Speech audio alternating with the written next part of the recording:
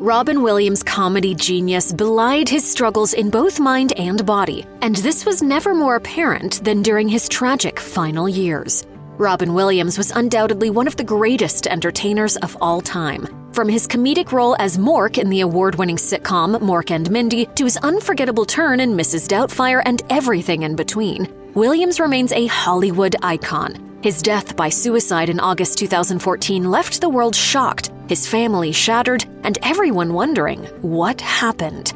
In May 2014, Robin was diagnosed with Parkinson's disease, which left him overwhelmed and, as his son Zach told Vanity Fair, left with internal anguish. It wasn't until after his death that an autopsy revealed he had been misdiagnosed. Williams actually had a brain disease called Lewy body dementia. Williams' physical symptoms, which seemed unrelated to each other at the time, began a few months prior to his diagnosis, when he started suffering gastrointestinal issues, sleeping difficulties, trouble with his vision, and tremors in his left arm. In an interview on the Genius Life podcast, Zach shared that his dad's mental and emotional symptoms grew worse over the 2 years prior to his death, and that the medicine prescribed to the star only caused more harm.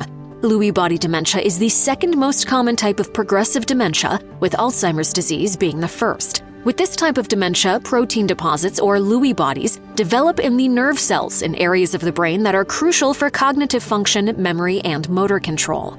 Lewy bodies can also be found in those living with Parkinson's disease. The symptoms are sometimes similar and can include bad posture, rigid muscles, and trouble with movement. The overlap of symptoms between the two diseases offers a possible reason for Robin Williams' misdiagnosis. Although Williams was diagnosed with Parkinson's, his son Zach mentioned on the Genius Life that the actor struggled with the fact that his experience didn't match the one experienced by other Parkinson's patients. Zach also went on to say that the Lewy body dementia symptoms severely affected Williams' career as it created significant challenges performing his craft. In 2016, Susan Schneider Williams published a paper titled "The Terrorist Inside My Husband's Brain" in the scientific journal Neurology. She writes on her husband's death, stating, "He died from suicide in 2014 at the end of an intense, confusing, and relatively swift persecution at the hand of this disease's symptoms and pathology." Susan goes on to say that all the doctors agreed that this case of Lewy body disease was one of the worst they had seen. Williams experienced almost all of the 40 symptoms that are known to accompany it. Susan writes, "Robin was losing his mind and he was aware of it."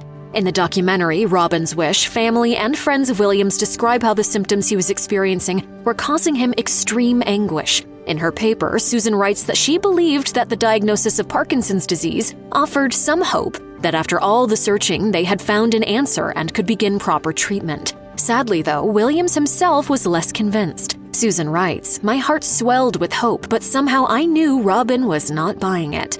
Robin Williams struggled with depression and severe anxiety well before he was diagnosed with Parkinson's. During a 2020 episode of Dr. Oz, Zach Williams explained more. He took great lengths to support his well-being and mental health, especially when he was challenged. Meanwhile, Williams' family and friends have shared similar stories of how the beloved actor deteriorated both mentally and physically through the last year of his life, often expressing how powerless it felt watching him endure that pain. This is why the documentary Robin's Wish became such an important project for those who loved him. Susan Schneider Williams wanted to help fulfill her husband's life legacy. In a statement, she said, "Robin wanted to help all of us be less afraid. That was Robin's wish." The thing that matters are others, way beyond yourself. If you or anyone you know is having suicidal thoughts, please call the National Suicide Prevention Lifeline at 1-800-273-TALK-8255.